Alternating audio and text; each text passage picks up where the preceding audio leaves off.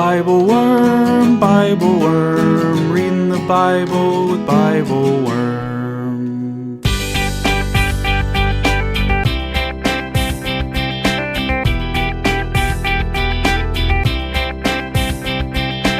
Welcome to Bible Worm, getting to the core of the biblical text.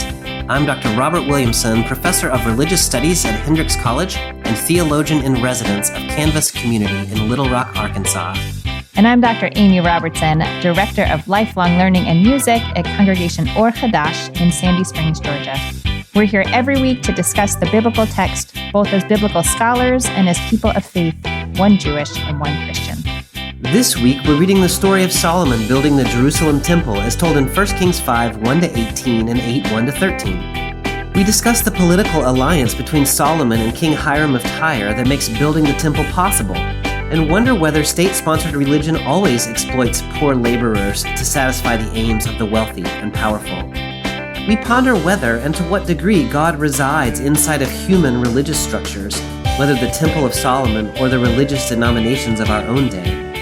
And we notice that even inside the stable structure of the temple, Solomon places the tent of the tabernacle and the Ark of the Covenant with its poles still attached, making us ponder what essential elements of our own traditions may need to be carried out of the reified structures of static religion and given new life beyond the status quo. Thanks for joining us.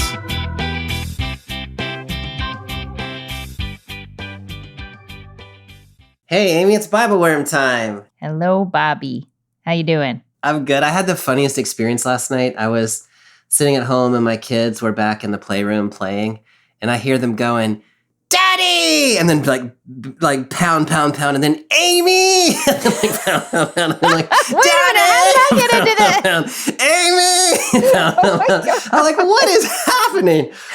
So I go back to the playroom and they have, do you remember, I mean, I know you remember, like back in the spring and March or whenever it was when we went to Durham, North Carolina, and we did the McPherson lectures at First Presbyterian Church in Durham. And they made this lovely banner that was like, they did make a lovely banner. It's like 6 feet by 2-3 feet. It's Like it's a big old banner. It's banner-like, It has your face on one side and my face on the other side. Well, our friend John gave that to me, and so I brought it home. And then when we got our playroom set up, we just got it set up like a couple weeks ago. My kids have rolled it out onto the floor, and they use it like in the art corner so that like, you know, the paint or whatever doesn't get on it. Yeah. But what they were doing was they were like shouting, "Daddy!" And then they would jump up and down on my face. And then they were like, "Amy!" And then they would jump up and down on your face. I don't think that has ever, that's something new under the sun in the life of Amy Robertson. Yeah. That's really invigorating. It's kind of funny because like you are a person that my kids think about and talk about. And they've met you a couple of times, but like they don't really know you. Your son for sure does not. He was really little. I think he was only like just had turned 1 when he met you or something like that. Yeah, but they're like, you're part of the conversation in my family just because of Bible Worm. And so now they have a vision of you that they can jump up and down on while screaming fantastic. Your name. Wow. Good story, Bobby. Yeah. Good story. Well, Amy, we're hopefully not going to jump up and down and scream on anyone's face today, but we are going to read a little bit from 1 Kings. The text that is in the narrative lectionary is 5, 1-5 and 8, 1-13. We are going to expand for better or for worse, and just read all of chapter 5, 1-18, and then the 8, 1-13. This is just a really interesting little text about, I don't know, the economics and treaties and things that go along with temple construction. Yeah. So we'll dig into that. Last time, we were back at the anointing of David in 1 Samuel 16. And so Solomon, who's going to be the main character in today's text, of course, is David's son. And so we're just one generation down the line. But some things have happened. Like it's been a book and a half. So can you give us some background that we might need to get ready for today's text? Sure, just a little bit of background. So King David, as many listeners probably know, is really a widely celebrated king who is remembered for his great piety and his connection to God. David also made big mistakes in his life over the course of time as he sort of accumulated more and more power and maybe became a little bit removed from the life of the people. This human who used to be a young shepherd, had got into that relationship, I should say, like basically assaulted Bathsheba and had her husband killed, and then tries to sort of come back from that. I mean, in some ways, it's a story of what power and wealth can do to a person. Yes. The transition from his leadership to Solomon's is also messy. He has many sons, and Solomon is a son of Bathsheba.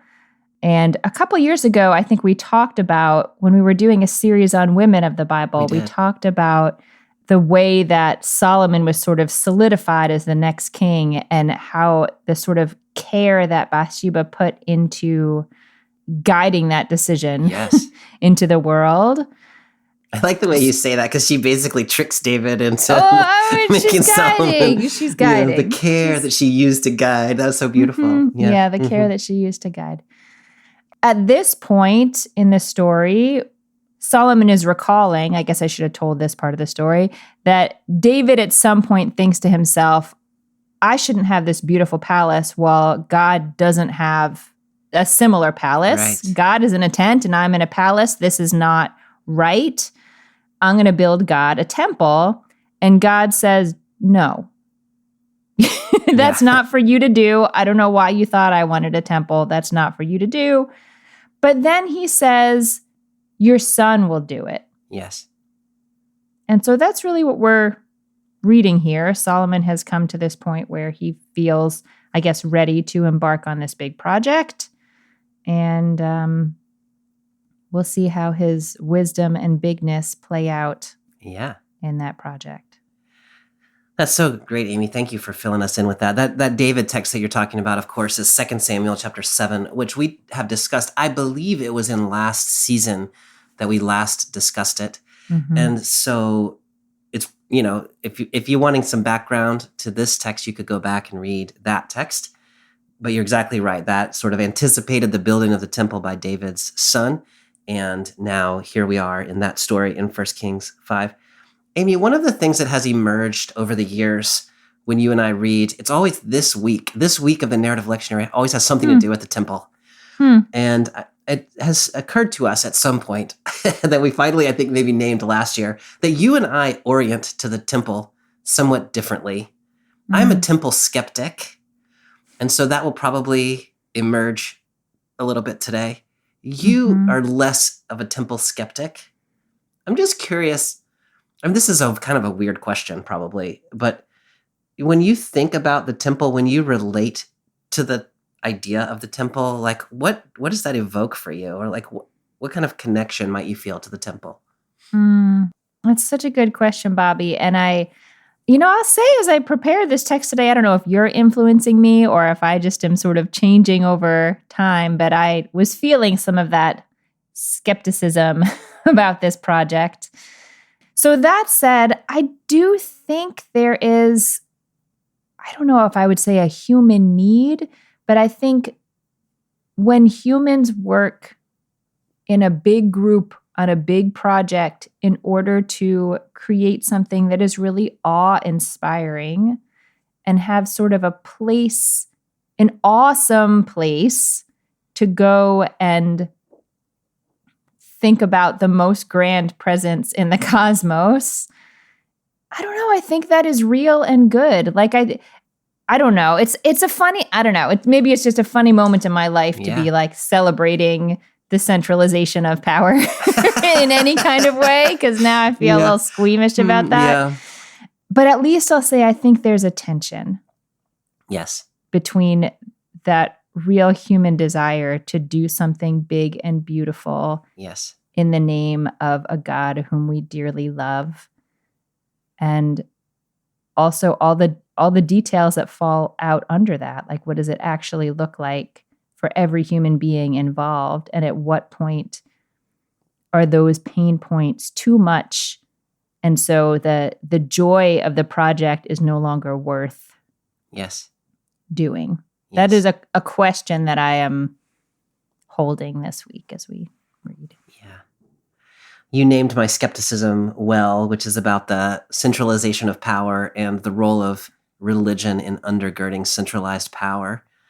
And so we'll see more about that today. I do think it is worth saying to myself, and also perhaps for other Christian readers who might also be skeptical of the temple, that there is a very fine line that one walks when you are critical of the temple, because it can end up being kind of anti-Jewish. And a lot of Christian anti-temple readings they were anti-Jewish. That was sort of their intent. And so I just say that by way of a caution to myself and also to people who might share my kind of perspective. Part of what I think is that at the end of the first century CE, both Christianity and Judaism both decided, in fact, a temple is not necessary for the worship of God. And so from the end of the first century onward, neither religion has been a temple-based religion, and both have thrived in the absence of a temple. And so to me, this is kind of the perspective that I take, is what was the temple doing, and how have Christianity and Judaism sort of made their way post-temple. So at least in my own mind, I think it is possible to be skeptical of the temple and not be anti-Jewish as a Christian. But I do want to be cautious about that. Do you have thoughts? I mean, do you, I don't, do you worry about anti-temple Christians? Oh, I worry about anti-temple Jews more than anti-temple Christians. I mean, because in every way, this text represents an ancient Israelite understanding of God and worship that is completely foreign to modern Jewish life. We don't even have a centralization of human power. We don't have anything like a pope or a bishop or we don't have anything like that within the Jewish world. And so this whole thing, I have to try to make a case for it within the Jewish community as much as I have to try to make a case for it in the Christian community. And I think you are right that anytime someone is critiquing something that they feel is outside of their tradition, you should be careful. Yes. Yeah. All right. Well, with that preamble, let's read some text, Bobby. Let's read some text. We're in 1 Kings chapter 5, verses 1 to 18. This is early in Solomon's reign. He becomes the king in 1 Kings 2. He gains wisdom in 1 Kings 3. He sets up his administration in 1 Kings 4. And then here we are in 1 Kings 5. And then chick-chock, let's get to it, Solomon. Interestingly, this text doesn't begin with Solomon. It begins with a different king. I'm reading in the Common English Bible. Because King Hiram of Tyre was loyal to David throughout his rule, Hiram sent his servants to Solomon when he heard that Solomon had become king after his father. Solomon sent the following message to Hiram. You know that my father David wasn't able to build a temple for the name of the Lord my God. This was because of the enemies that fought him on all sides until the Lord put them under the soles of his feet. Now the Lord my God has given me peace on every side, without enemies or misfortune. So I'm planning to build a temple for the name of the Lord my God, just as the Lord indicated to my father David. I will give you a son to follow you on your throne. He will build the temple for my name. Now give the order and have the cedars of Lebanon cut down for me. My servants will work with your servants. I'll pay your servants whatever price you set, because you know we have no one here who is skilled in cutting wood like the Sidonians. Hiram was thrilled when he heard Solomon's message. He said, Today the Lord is blessed because he has given David a wise son who is in charge of this great people. Hiram sent word back to Solomon, I have heard your message to me. I will do as you wish with the cedar and pine wood. My servants will bring the wood down from the Lebanon mountains to the sea. I'll make rafts out of them and float them on the sea to the place you specify. There I will dismantle them, and you can carry them away. Now, as for what you must do for me in return, I ask you to provide for my royal house. So in 5:1, we meet a character named Hiram, king of Tyre.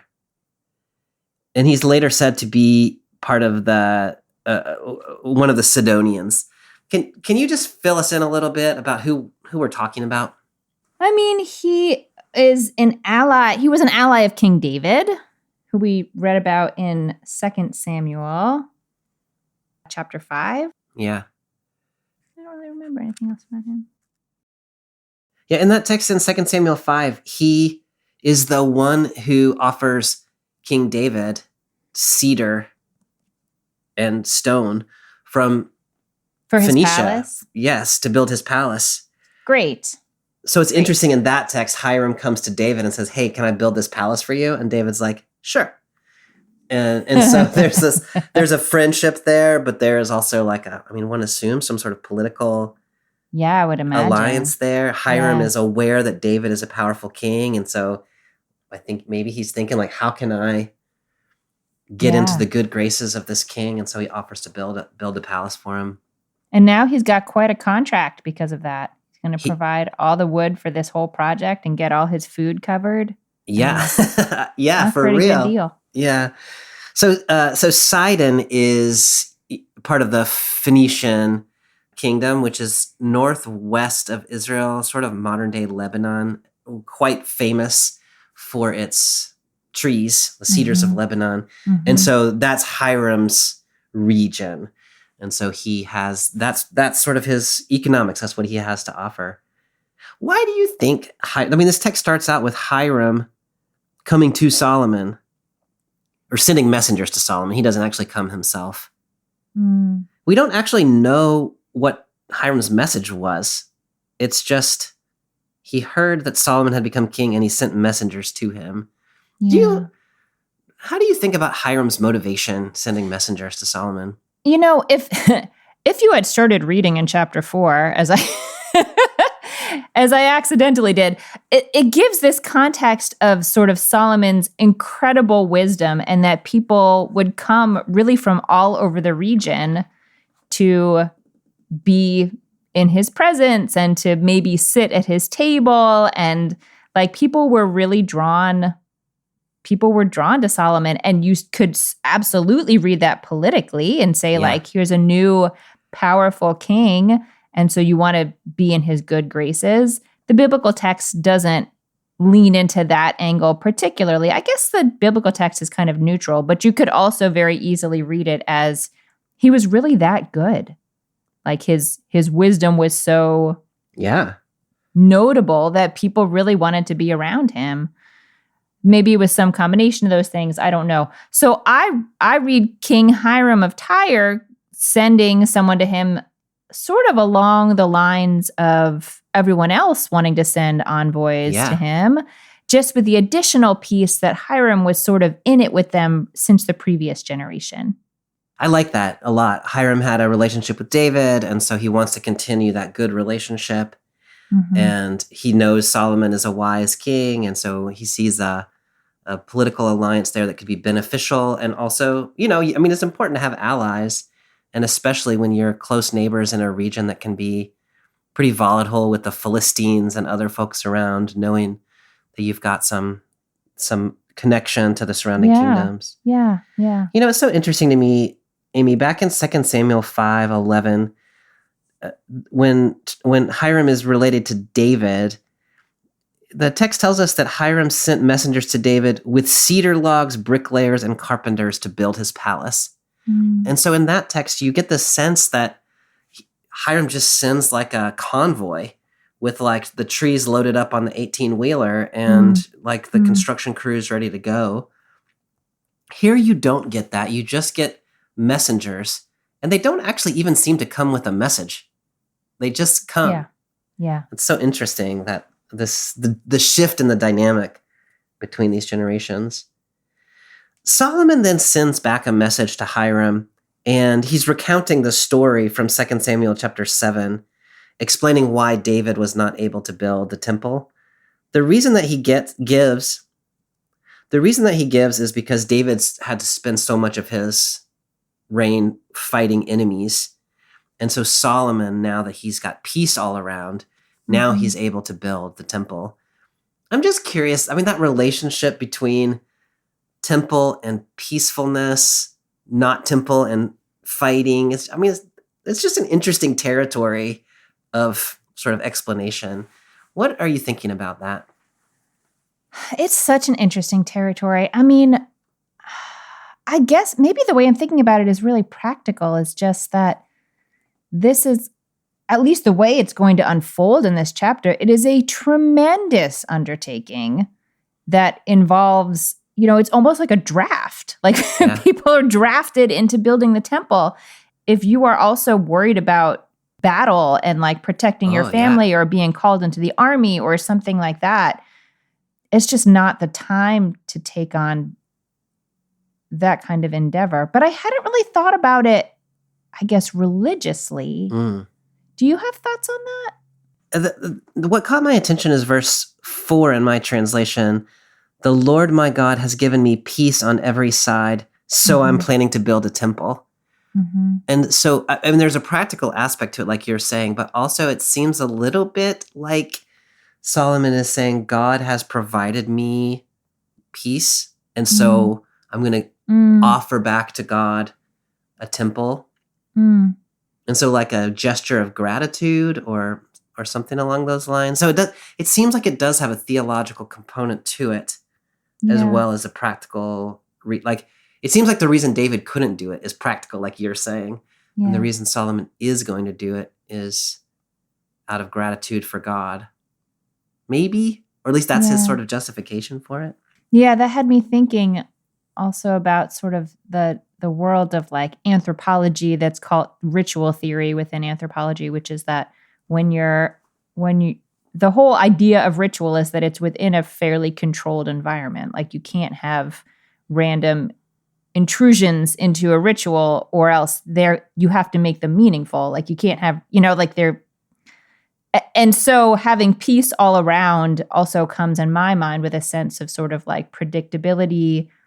It feels like a controlled environment, what it's describing that Solomon has been able to set up in the kingdom, or God has set up for Solomon, but it seems like a space that is stable enough to be able to hold this kind of meaning. I like that a lot. Where my head was going was something about an established state produces established religion, which can have a good element to it, and it can also have a little bit of a dangerous element to it. Not at all to say, like, wouldn't it be great if people were just fighting all the time so you couldn't have established religion? But, like, there is something about the sort of establishment of a political regime, and then that gives you the capacity for the religious sphere also to become established.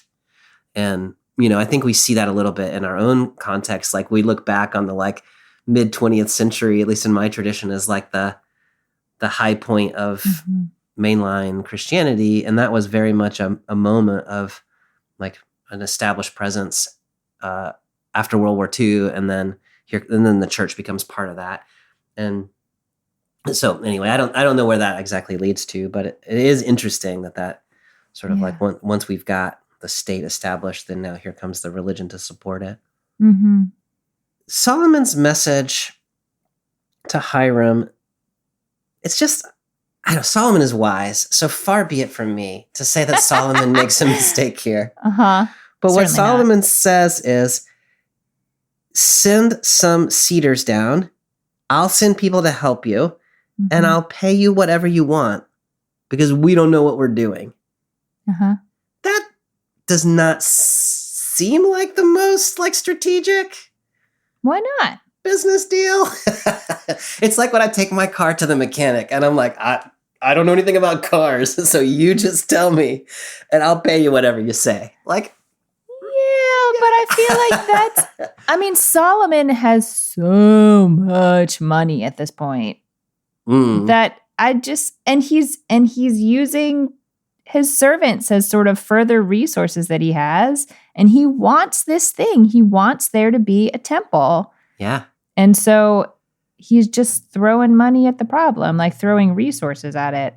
Yeah. And it almost seems like at this point it doesn't matter what the cost is because he has so much money. So he's not even thinking about the resources that are required because like he wants to build this thing the best it can be built. Mm-hmm. And so he's got the resources to do it. So he's Mm-hmm. using his resources. It's like it is a priceless endeavor or something like that. I like that way of reading it. I read an interesting thought that I had not had before. I'm not sure what I think about it, but it's interesting about his decision to send Israelites to work alongside the people in Lebanon. And the idea was that Solomon is so oriented towards wisdom and that he is trying to bring more wisdom into his nation. And so by sending people to work alongside the masters, that is bringing wisdom into the people Israel in some I way. like that.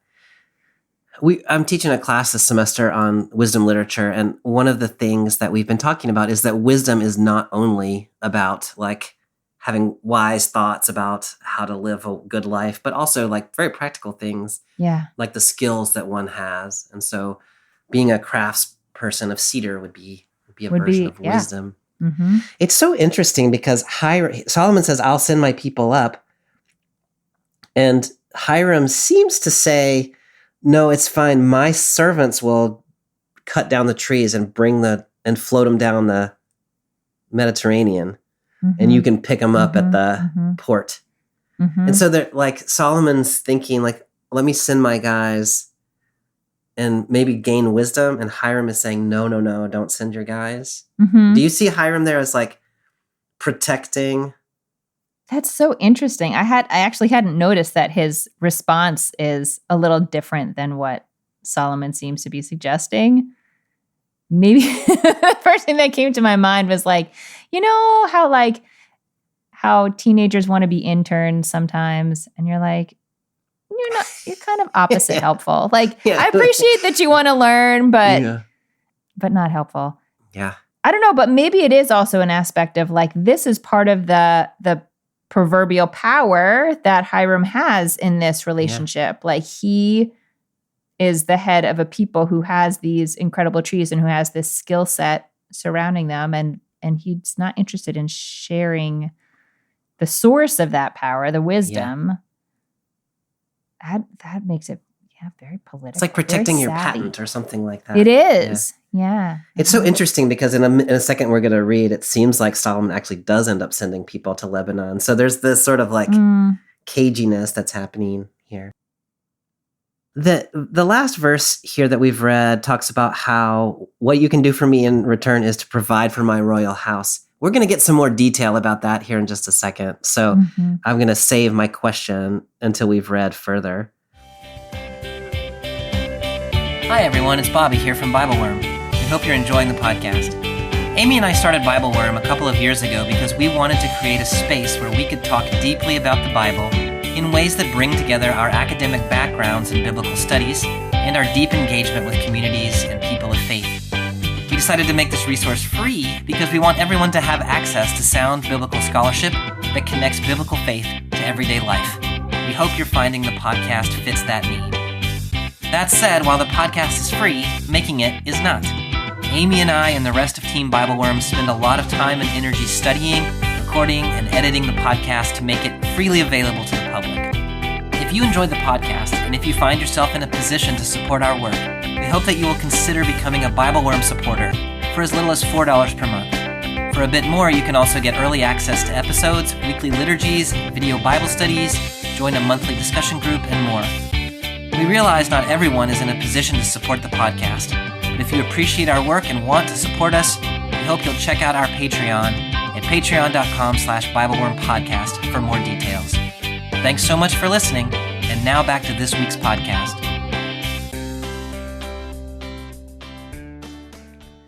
So I'm picking up in verse 10. So Hiram gave Solomon all the cedar and pine wood that he wanted.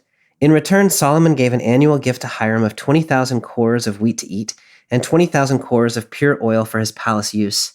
Now the Lord made Solomon wise, just as he had promised. Solomon and Hiram made a covenant and had peace. King Solomon called up a work gang of 30,000 workers from all over Israel. He sent 10,000 to work in Lebanon each month. Then they would spend 2 months at home. Adoniram was in charge of the work gang.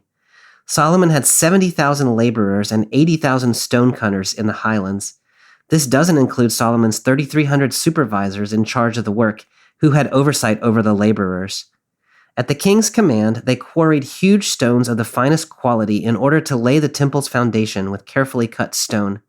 The craftsmen of Solomon and Hiram, along with those of Byblos, prepared the timber and the stones for the construction of the temple. Mm. So, Amy, we can hear the specifics of what I ask you to provide for my royal house is. Mm-hmm. Solomon gives, according to the CEB, 20,000 cores of wheat and 20,000 cores of pure oil for palace use. What does your translation have? It also has 20,000 cores of wheat, but it has 20 cores of beaten oil. That's different by like 19,980 cores. 80 cores annually. Yeah, it's I guess the Hebrew can be a little ambiguous. The Hebrew says 20,000 when it's referring to the wheat, and then 20 when it's referring to the oil. But maybe I think it's possible that it's trying to pull back in the reference to the 1,000 that was already made in the sentence. I don't actually know what the ratio of flour to oil should be for whatever they're going to do. So. Yeah, that's a great question. Or even what a core is. I actually did look up what a core is. Of course you did. It's 50 gallons. Okay. So when you say 20,000 cores, you're like, whatever. But when you say 1,000,000 gallons, that suddenly strikes you a little differently. You know what I'm saying? Mm-hmm. So 1,000,000 gallons of flour is that's a lot of flour. That is a lot of flour. 1,000 gallons of oil is a lot of oil, but not as much as 1,000,000. That was the most profound thing I have ever said. Not as much as 1,000,000. Mm-hmm. One way of trying to get our heads around what this is you can go back to 1 Kings 4, and you can see what Solomon actually, what provisions he has for his own palace. Yes. And this turns out to be about enough to take care of his own palace needs for about 7 months out of the year or something like that. Mm-hmm. I mean, so this is significant. Solomon seems to literally be paying for the provision of the administration of Phoenicia for more than half the year in order to build this temple. And he provides this, it's not a one-time gift, it's every year. We don't really know how long this goes on, but it's an every year gift. So yeah, I just feel like Hiram got the best end of this deal. Yeah. I guess I don't know how much a cedar tree is really worth, but it just seems like the cards are all coming up Hiram to me. I mean, yes. I feel like part of what is interesting and challenging to me in this text is that the scale of everything is so beyond what any person can really be inside of. I mean, it's not like Solomon was growing all this food himself. These are tributes that were brought to him and his household every day. And, when I read the first part about, that is not actually in today's reading, about the daily functioning of Solomon's temple, I was like, what could he possibly do with all this food? How are you really having that big of a feast every day? How would you even live on this scale? I just can't wrap my head around it. Now, I'm not a king, but in any case, it's a pretty good deal to Hiram, and I think underscores how Solomon, cost was no object. So when you're reading this, you use the word tribute there. Are you reading this as donations from the surrounding kingdoms that Solomon is then passing on? Or are you reading this as collected from among the people of Israel, or some combination? That is a good question. I mean, and sort of in any case, Solomon is not doing any of this stuff himself. He's either getting it from the people of Israel or getting it from surrounding nations, right? Yeah. And is just passing it on? Yes. Doesn't that sound kind of terrible to you? Yes. I mean, this is what's so hard about this text for me is the two guys who are talking, Hiram and Solomon, are just they're just operating on a scale that has nothing to Yeah. do Oh, with I the see what you're lives saying. of all Yeah. these people. So like, what does Solomon care how much it is? He's not Yeah. doing it. Like, Yeah. who cares where it comes from? He's not doing it. This is all the way back in 1 Samuel chapter 8 when the people say, we want a king. Yeah. Samuel gives this impassioned speech about what the king is going to do to you. And this is kind of like an extreme version of what Samuel had said in terms of like taking the products of your land and conscripting your workers and bringing your daughters to work in his palace. And now we're seeing that on this sort of grand scale, as you're saying, to connect with Hiram to build this palace. And so the way that I'm reading this is, the farmers are producing all of this stuff, and then Solomon's taking it and giving it to Hiram for this building project. And, I'm reading that pretty critically. Yeah. But there might be I do think the text is sort of saying like, wow, look at all this extravagance. But the question you're asking about, like, whence the extravagance, I think is a very important one. We get this 10,000 workers go to Lebanon for a month, and then they come back and work in Israel for 2 months. And then they seem to be going back. And so they're like conscripted laborers who are spending a month away from their families, I guess, and then 2 months. And then the total number, 70,000 laborers, 80,000 stone cutters. Like, this isn't 3,300 supervisors. This is just an enormous project. Yeah, and I think that, well, two thoughts about the 1 month away and 2 months at home. I think from what I've read, compared to other sort of large-scale ancient Near East construction projects, this was relatively humane to say you're away for a month and you're home for 2 months. And the Talmud actually uses this as a maximum amount of time that a family should or could be separated for the sake of work. Yeah. And it just has me thinking about, like, again, like when I'm critical of the biblical text, like, where are these things happening in the world? The structures in our world, all kinds of different structures that would have that go much longer, that people are away from their families. I like that reading. Maybe they have more choice in the matter, or maybe they don't, or maybe they think they do, but actually, we could sort of debate about that depending on the situation. It's just a very utilitarian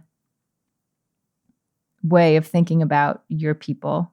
Like, here are the resources I have, and here is how I shall allocate them. Yeah. And maybe it is more humane than some other things happening in the ancient Near East, or even some other things that are happening today. But I sure wish that this were like the story of the Mishkan, where people are bringing forth the offering that they want to bring, and then you see what you can make, instead of the king deciding, this is what we're going to do, and this is how I'm going to use the people in my kingdom to do that. I appreciate your thinking about the relative humanitarianness of this massive construction operation, and also being critical of the massive construction operation. I think in my heart of hearts that Mishkan is also where I am, is like, we had a tent. God seemed perfectly happy in the tent. The tent you can set up, you can take down. Yeah. The people bring their offerings, and there's nobody that's like forcing them to do anything, or giving away the wealth of the people to another king because they have expertise you need. Right. Well, you have a perfectly good tabernacle that you built yourself, and you know how to do that. Yeah. So, Amy, this kind of labor goes on for quite a while. We get a notice at the end of chapter 6 that it took Solomon 7 years to build the temple. Mm-hmm. And so there's been quite a lot of labor going into this thing. 1 Kings chapter 8 then gives us the dedication of the temple. Today we're just going to read the first part of that text in 8:1-13. We read other parts of it in other years. So I'll pick up in chapter 8, verse 1. Then Solomon assembled Israel's elders, all the tribal leaders and the chiefs of Israel's clans at Jerusalem to bring up the chest containing the Lord's covenant from David's city Zion. Everyone in Israel assembled before King Solomon in the 7th month, the month of Ethanim, during the festival. When all of Israel's elders had arrived, the priests picked up the chest. They brought the Lord's chest, the meeting tent, and all the holy equipment that was in the tent. The priests and the Levites brought them up, while King Solomon and the entire Israelite assembly that had joined him before the chest sacrificed countless sheep and oxen. The priests brought the chest containing the Lord's covenant to its designated spot beneath the wings of the winged creatures in the inner sanctuary of the temple, the most holy place. The winged creatures spread their wings over the place where the chest rested, covering the chest and its carrying poles. The carrying poles were so long that their tips could be seen from the holy place in front of the inner sanctuary, though they weren't visible from outside. They are still there today. Nothing was in the chest except the 2 stone tablets Moses had placed there while at Horeb, where the Lord made a covenant with the Israelites after they left Egypt. When the priests left the holy place, the cloud filled the Lord's temple, and the priests were unable to carry out their duties due to the cloud because the Lord's glory filled the Lord's temple. Then Solomon said, "The Lord said that he would live in a dark cloud, but I have indeed built you a lofty temple as a place where you can live forever." Amy, we get a timestamp on this celebration as being in the 7th month, the month of Ethanim, during the festival. Mm-hmm. Can you orient us as to what that means? Yeah, what festival is in the 7th month? That would be the festival of Sukkot, or Booths, as it is sometimes translated, which is just such lovely resonance because that is the festival that sort of commemorates all the years of wandering in the desert and the temporary structures that Israelites lived in during that time. So to have that festival where you're moving the sort of apparatus of the Mishkan and putting it into this permanent dwelling place they just worked that out so well, Bobby. I mean, this is the kind of thing that you get the board of trustees together and you plan well ahead of time. Like, where do we roll out this? Totally. The other resonance with that is in Deuteronomy 31, the people are instructed to renew the covenant every 7th year during the Festival of Booths. Oh, that's nice too. I think both of those resonances really fit here in a nice way. Mm-hmm. I mean, in verse 3, it tells us that the priests picked up the chest, that is the Ark of the Covenant, right? They brought the chest, the meeting tent, and all the holy equipment that was in the tent. So, does it seem like they're bringing the Mishkan, the tabernacle, inside the temple and setting it up? Is that how I should be thinking about that? I mean, I think that's a totally viable reading. I mean, they certainly are moving the stuff from the Mishkan into the temple. So they're moving the ark in there and the holy vessels. Whether they are actually setting up the Mishkan structure itself in the temple, I mean, it seems a little weird to me. Like, why would you build a beautiful temple and then put a tent inside it? But maybe that's what they're doing. I don't know why else they would have brought the whole tent of meeting with them. Yeah. It's that they could have brought the chest and all the holy equipment that had been in the tent. Yeah. And then you would think like, oh, okay, the temple is now displacing the Mishkan. Yeah. But the way it reads to me is that the Mishkan was actually set up inside the temple. Yeah. So you've got this kind of that's so interesting. Temporary mobile structure. Yeah. It makes it sound like some kind of like protective shell over it or something. Like the temple is the protective shell. Yeah. And the Mishkan is like the nougaty center. Yeah. I don't know why I turned that into like a delicious candy bar. Yeah. I just think that like if you think about it that way, the Mishkan is like the mobile, the tent that can move through the wilderness and has this long history of being here and there and everywhere. Yeah. And so now we're keeping it, but we're stabilizing it. Mm-hmm. With all of it, like I think it can have different resonances. Like I you know me. I'm like, yeah, you're trying to like solidify next to the king's palace the thing that is like the freedom of God. But you can also read it positively as like they have not had a place to set up a permanent worshiping space, and now they do. Yeah, I along those lines, I found it so interesting this verse 8 that the poles still project, like the poles are still there. The poles are just for carrying Yeah. the ark. Like it's not, they don't have any ritual purpose. It's just because you can't move the ark just by like picking it up because it has sort of a level of holiness that you shouldn't just be touching it.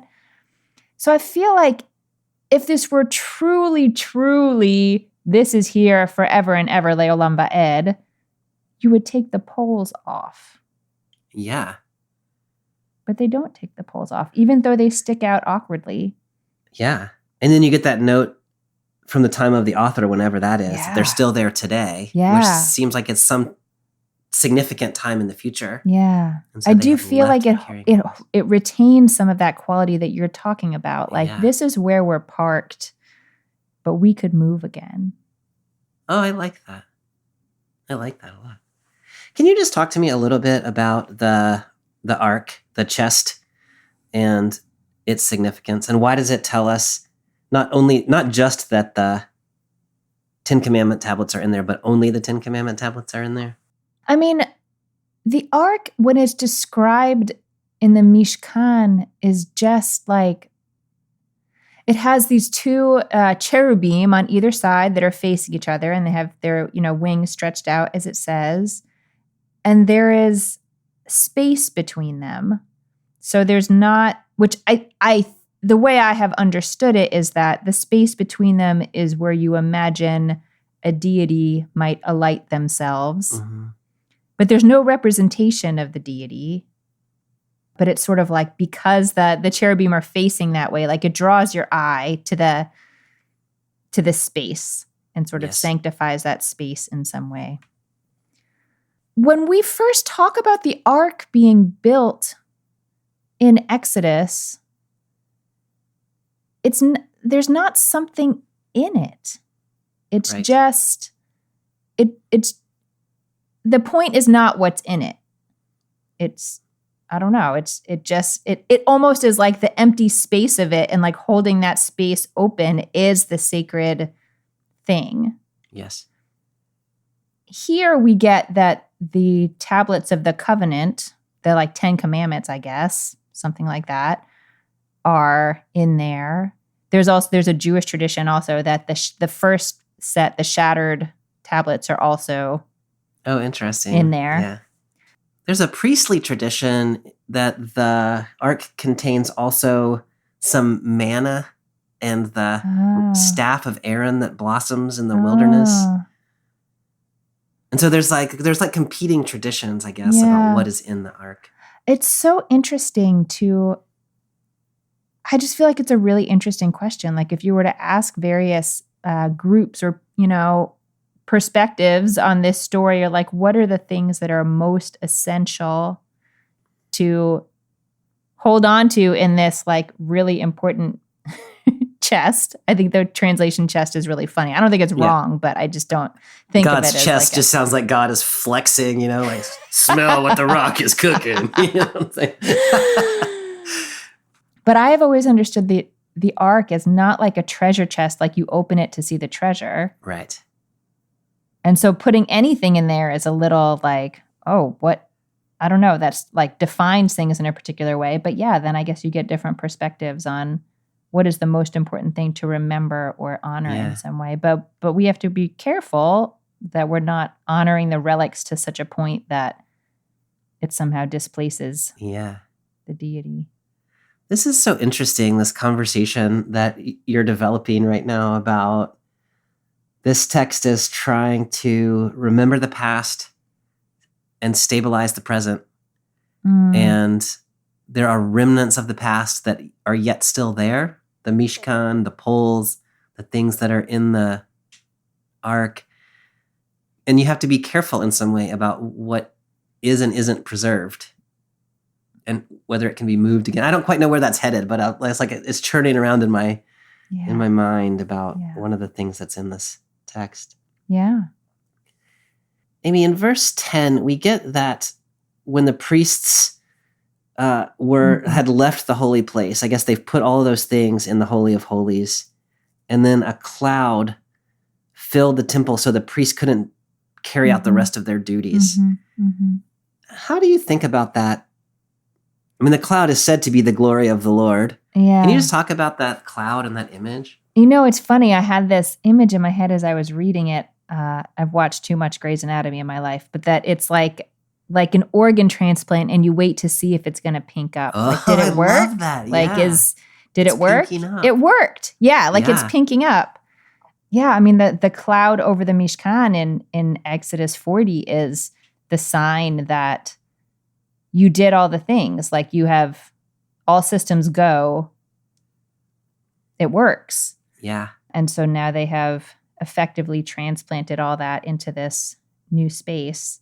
And you can't be in the same space as God's presence. That's not really not in this kind of concentrated way. Like, that's just not how they imagined Yeah. human divine interactions to work. So yeah, the priests have to step out now that God is there. God wants to settle in.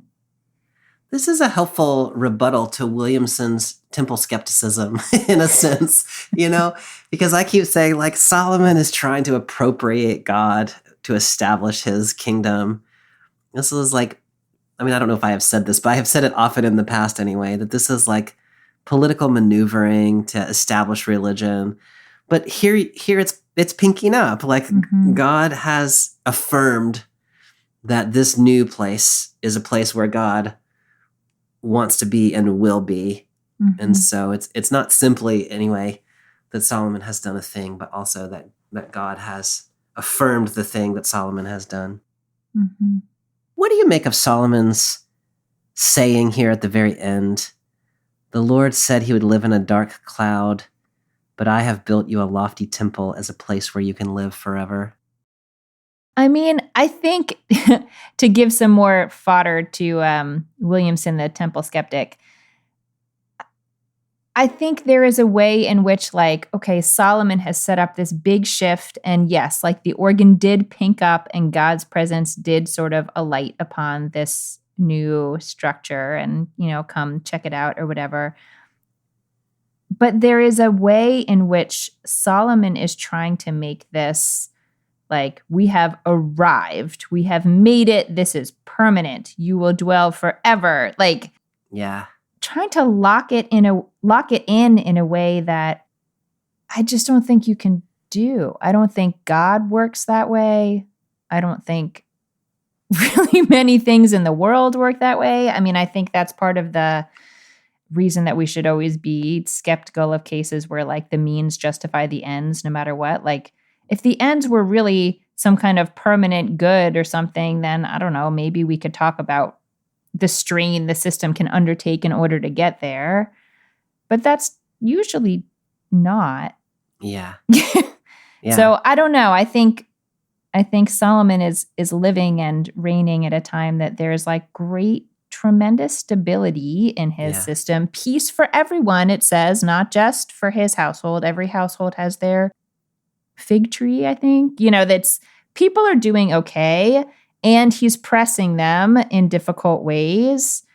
But I feel like he has this sense of, like, the reification of stability itself. Like, we're trying to just arrive somewhere and then we can finally rest. Yeah. And, like, spoiler alert, that's not how it goes. Yeah. But that's what I see in his. That's how I understand his. Yeah, concluding I really thoughts. like that a lot. To his credit, Solomon does go on in a verse beyond our text for today in 8:27 to say, how could God possibly live on earth? So, like, deep in his heart somewhere, he does know. He that- knows this is more complicated. But I think you're exactly right that he's sort of trying to, like, approximate, like, this is the permanent place where God will always be. And the irony that the Lord had just created a dark cloud that made all the people have to leave. Mm-hmm. Like, even in this place, God will not be controlled. And yet Solomon is trying to think like he can contain God in some kind of a way. Mm-hmm. Mm-hmm. Okay, Amy, well, we've read a lot of text today. A bunch of it wasn't text that was not assigned to us. And so I hope that we have managed to cover the things that we needed to cover. I'm curious, as you are thinking about this text and how it connects to our world and faith communities, what connections are you making? Bobby, this text has me thinking a lot about the scale on which we live and the scale on which our communities function, and the different ways that can work and has worked at different times in history.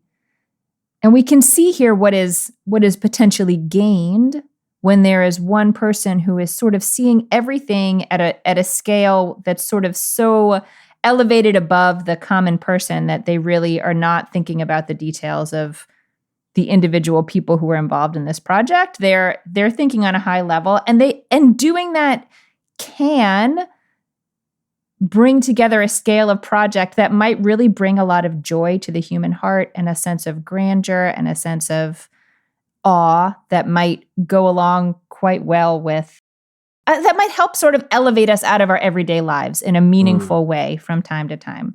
I think there can be merit to those kinds of projects.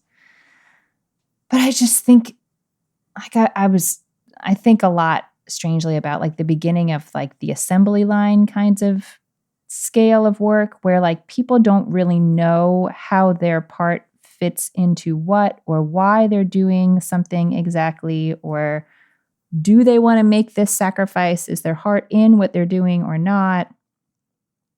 And I think that really can break down a community. I think it just can break down a community over time. And lately I've been thinking a lot about whether and when it's ever worth doing that, or whether smaller communities where everyone is really more intertwined are maybe it's worth trading off some of the bigger scale things you can do if you sort of turn everyone into a cog in a machine. So I don't know.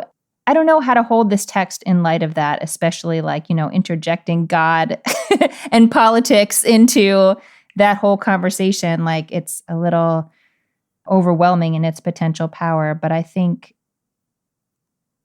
a conversation I would want to have with my community about this text is like, what was beautiful and real about the way the Mishkan was constructed and held by the community? Even just the fact that like it's the priests and the Levites who are moving it here, which is fine.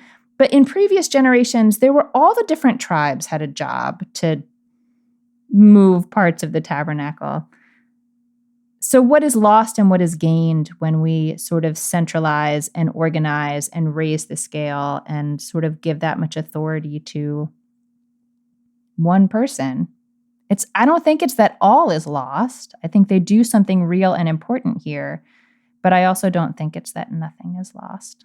So I think it's worth thinking about. That was really beautiful, Amy. And, every once in a while it happens where you and I are very much on the same page about what a text has to say to us. And my own thoughts are very much along those lines. I think from my perspective, I come from a Christian denomination that was very politically significant in the middle of the 20th century. And we were an established church that had, theologians that were talking to government officials, and like that was our identity, was we're sort of in the midst of things. And a lot of the structures that we now have are structures that we built up in that period. And as you're saying, it took a lot of effort and a lot of energy to build those things and to sustain those things. And there is a cost, I think, to like having access to people who are making decisions like that is really important and valuable. It's real.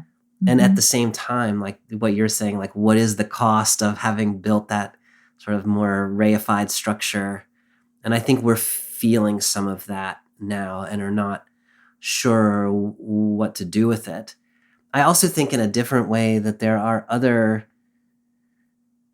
Christian churches that are finding their way now or over the last couple of decades into those positions of power, and they're building up structures, and the question of what is being lost in the building of the structure and what is the cost of a close alliance with the political authority, and in this text with Solomon. what I love about what you said and what was emerging in this conversation is within that structure, there is a memory of the past about the things that really mattered. There's the Mishkan, there's the Ark, there's the 10 Commandments, tablets. The poles are still there, right? Yeah. They could still be picked up and walked out of that structure. And there is a God there who has filled the Holy of Holies in the temple, but that God also filled the Mishkan in the wilderness. And so it's not that leaving the structure would leave God, like God's back there in the structure, never to be seen again. It's God will kind of go, well, God will kind of go where God wants to go. Right. And God will also go where the people go. Yeah. And so I really love what you were saying there about finding the things of value that are like at the core of who we are as people and reclaiming those in ways that might be more mobile and might be smaller and might be people bringing their gifts because they want to give their gifts, not because they're giving their money and their labor to support the maintenance of the large temple structure. I think this text has so much. I mean, we can't unpack it just right here, but I feel like it has so much to say, especially in my own reading to a Christian community that has been established and is trying to figure out what to do now that the establishment seems to be crumbling a little bit. Yeah. Yeah, for sure. So much resonance with modern religious communities and many communities within America, religious or not. Yeah, that's exactly right. Yeah. All right, Amy. Well, next week we're going to be in 1 Kings 19, where we will be talking about Elijah and his journey to Horeb, where he is going to encounter God. So we'll be in 1 Kings 19, 1-18. All righty. I look forward to it. I'm looking forward to it I too. love I'll see you Elijah. next time. He's such a weirdo. Okay, I'll see you next time. Such a compelling weirdo. Such a compelling weirdo. I love it. All right, I'll see you next time. Amy. Bye. Bye. Thanks for joining us for this week's episode of Bible Worm. If you've enjoyed this free podcast, we hope you'll help us keep it going by joining our Patreon for as little as $4 per month. You can also sign up for other goodies like early access, video lectures, weekly liturgies, and more. Visit patreon.com/BibleWormPodcast for details. Bible Worm is produced and edited by Bobby Williamson. Our theme song is sung by Colin Bagby, and our theme music is The World at Large by Dano Songs. Many thanks to all our Patreon supporters for helping make this podcast possible. Join us next week as we read the story of the prophet Elijah's journey to Horeb as told in 1 Kings 19, 1-19. Until then, keep on digging.